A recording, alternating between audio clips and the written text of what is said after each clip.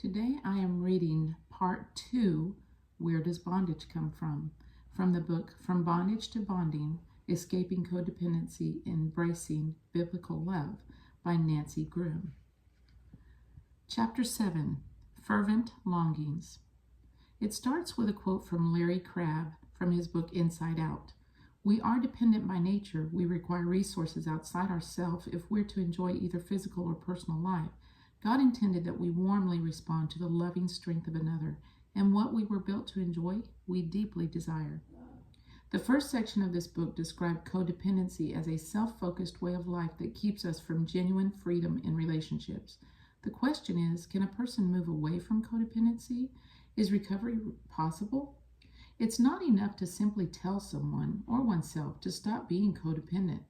As in other compulsions, willpower alone does not affect long-term lasting change.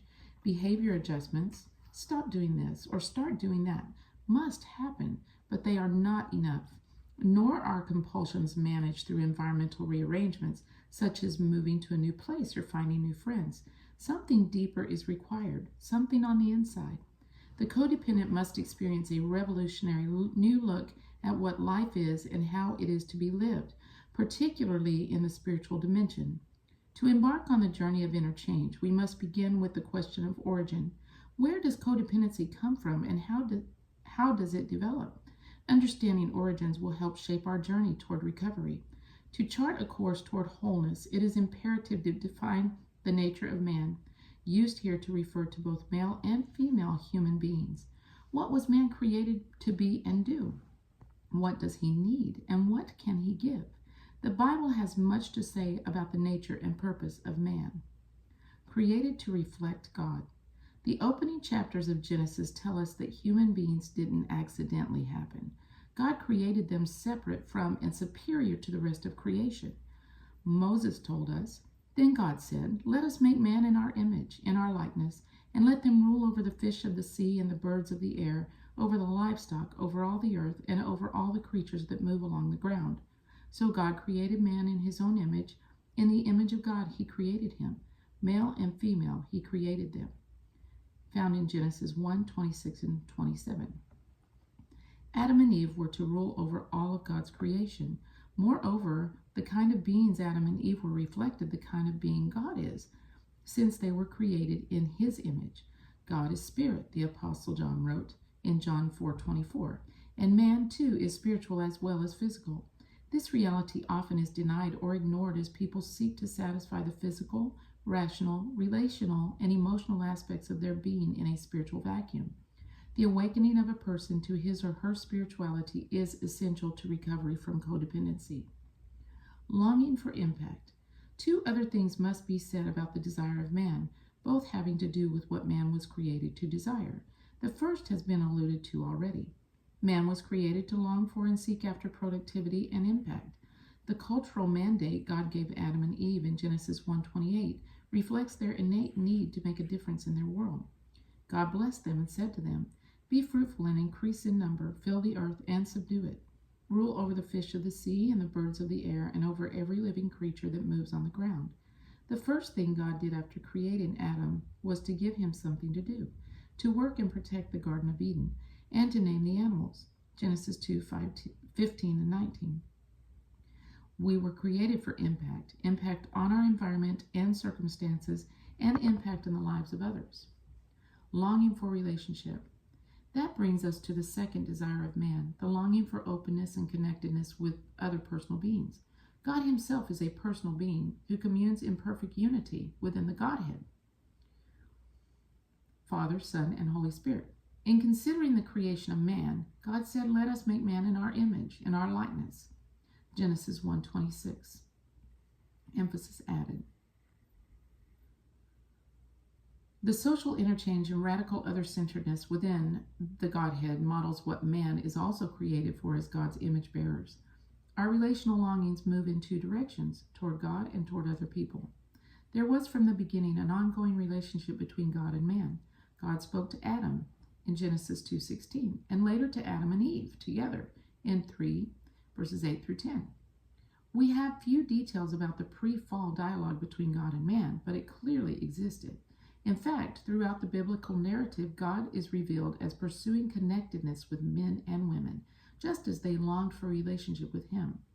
As the deer pants for streams of water, the psalmist wrote, so my soul pants for you, O God. My soul thirsts for God, for the living God. Psalms 42, 1-2. We are built to yearn for a relationship with our Creator, to depend on Him, and to bring Him glory. But we're also built to relate to other people. God declared, it is not good for the man to be alone.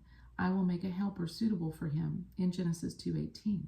Then the account follows of how God created Eve and presented her to Adam, thus instituting marriage as God's choice love gift to his beloved children.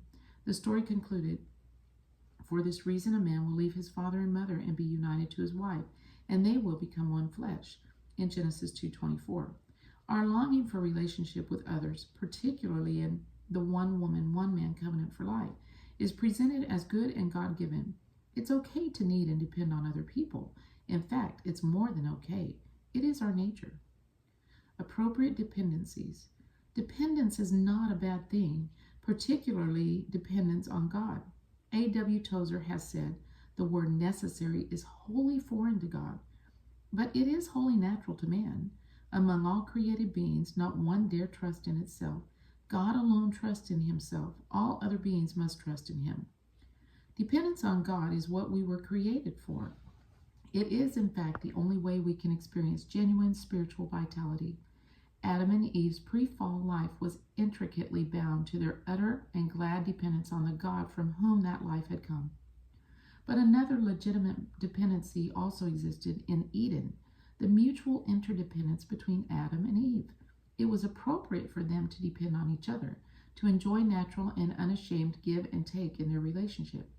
Mutual interdependence was affirmed by God's creation of both male and female, two beings bound together by need. They were incomplete without each other, and benefaction. They had the capacity to meet each other's need for help and oneness. Those who strive for self-sufficiency and total independence miss the mutuality of interdependence they were created for. Before the fall, Adam and Eve enjoyed gladly both their dependence on God and on each other. They lived in a natural and radical other-centeredness, each using his or her own giftedness and personhood to bring blessing to God and one another. Moreover, they experienced from God and each other perfect acceptance and freedom in being who they were. It is what we all long for, to be accepted as we are in any given moment, to be free to not pretend, and to gladly love from a full heart.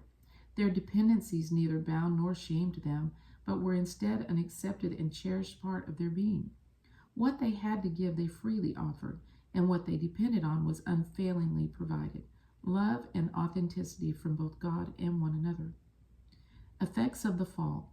Unfortunately, it didn't last. Adam and Eve rebelled against dependence on God in order to become God and goddess of their own lives.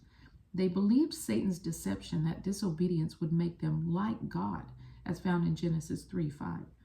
Declaring their independence from God cost them eternal life. They experienced a kind of soul death, becoming separated from both the God who had made them and the partners he had made for them. Impelled now to hide from one another and from him, they lost the glad dependence they'd enjoyed in their relationships. In its place was fear, separation, loneliness, and self-centeredness. It wasn't that the dependencies were removed. Adam and Eve still needed God and each other, but they no longer trusted that those dependency needs would be met. Their longings, and ours, remain, but without the assurance of being satisfied. As Dr. Larry Crabb has said, quote, we long for both respect and involvement, impact and relationship. We are thirsty for what our soul thrives on. In the desert of a fallen world, our soul is parched. We receive neither respect nor involvement to the degree we deeply crave, end of quote. Having violated their dependence on God and fearing their mutual interdependence, God's image bearers now had another need besides the need for acceptance and freedom. They still longed for acceptance and freedom, but conditional to that, they now also needed forgiveness. Having rebelled against depending on God, we all need forgiveness from him before we can enjoy a relationship with him. And because we congenitally fail to satisfy one another's legitimate dependency needs, We must receive and offer forgiveness to others as well if we are to live together in acceptance and authenticity. Appropriate dependence on God and others is still possible, but what is natural to man since the fall is self-sufficiency, rebellion against God dependence, and self-centeredness, refusal to meet each other's needs. Forming appropriate dependencies in childhood. Even in a fallen world, however, we are called to move toward depending on God and others in the way God intended. Ideally, it begins with the training of children in one's family of origin. Infants, of course, are totally dependent on their parents or other caregivers. Without physical and emotional nurturing, babies die. Their dependency is not wrong or shameful. God intended parents to meet the needs of the very young, not just the physical necessities, but the personal and emotional needs for connectedness and impact as well. It is the responsibility and privilege of parents, to give their children the love, respect, responsibility, and affirmation they need as they develop into mature adults. However, parents are also called to help their children transfer their obedience and legitimate dependency needs to God Himself. God said about Abraham, "I have chosen him so that he will direct his children and his household after him to keep the way of the Lord by doing what is right and just." Genesis 18:19. Later, He told the Israelites through Moses, "These commandments that I give you today are to be upon your hearts. Impress them on your children. Talk about them when you sit at home and when you walk along the road, when you lie down and when you get up," as found in Deuteronomy 6:6-7. As parents respond to their children's dependency, they must also consistently point their children to obedience and trust in God, recognizing that He alone can meet a person's deepest spiritual needs.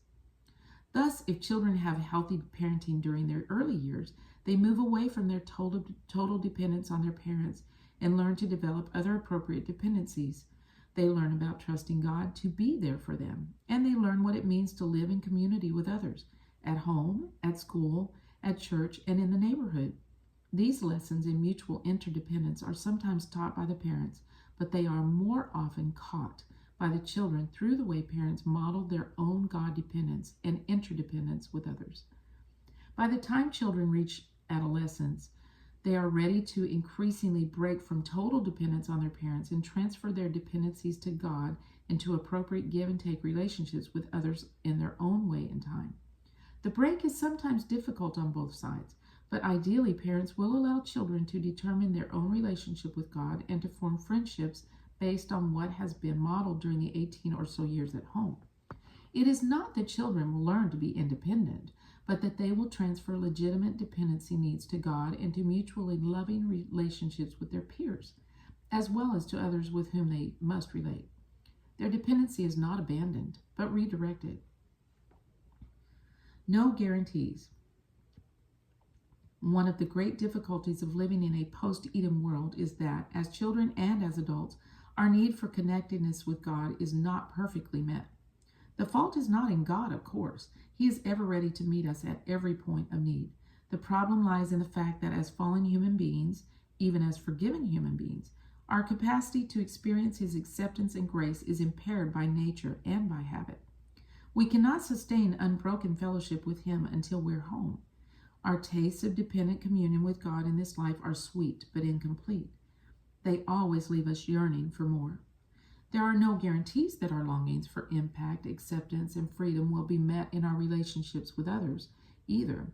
In fact, because we live in a fallen world, we experience the legitimate fear, even certainty, that our longings for connectedness won't be met, certainly not perfectly, nor all the time. At best, mutual interdependence is difficult to achieve. At worst, it is sometimes altogether unavailable. That leaves us with a difficult decision.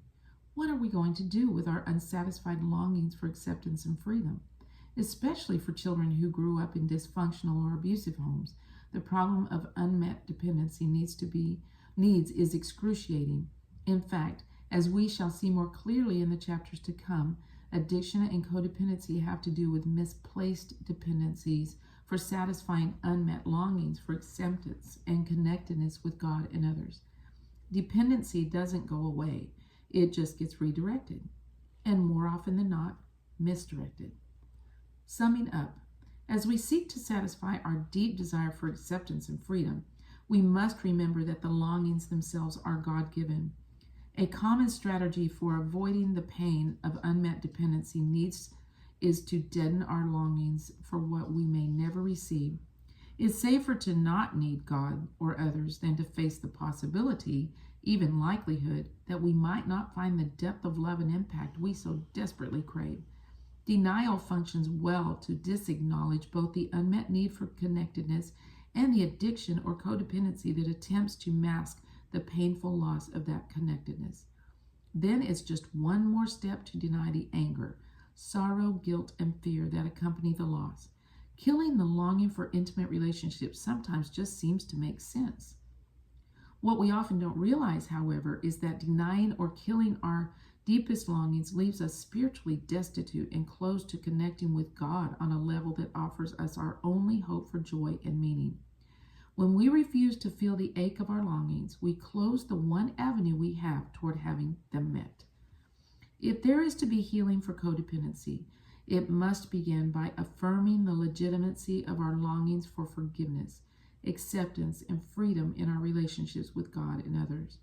Though it will plunge us into the painful reality of those longings having been imperfectly met, or possibly even abused, we must reclaim our birthright of God dependence and mutual interdependence. If we don't, we can never experience the bittersweet joy of living as we were created to live.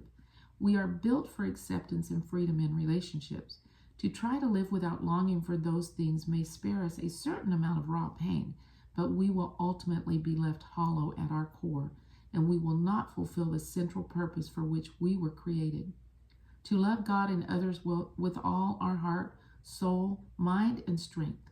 A deadened heart cannot love or be loved with any integrity at all. Before we can open ourselves anew to longing and loving, we need to understand more of what lies behind our tendency to remain closed and in denial. The next chapter will explore the process of facing our disappointment and having legitimate dependency needs that were imperfectly met. Questions for building community. Question 1. What does the creation story in Genesis teach us about the nature of man? Question 2. Explain the difference between man's longing for impact and man's longing for relationship. Question 3. Name some ways we refuse to depend on God. Question 4. Is it true that if we could have a close enough relationship with God, we wouldn't need other people? Why or why not? Question number 5. What makes our longings for relationships feel so risky and dangerous? Question number 6. Why do codependents often kill their longings for impact and for relationship? Question 7. What are some ways in which you or someone you know well have killed your longings for intimacy? And the last one, number 8. What are some negative consequences of squelching our longings for impact and relationship? What are some positive consequences for allowing those longings to surface and thrive?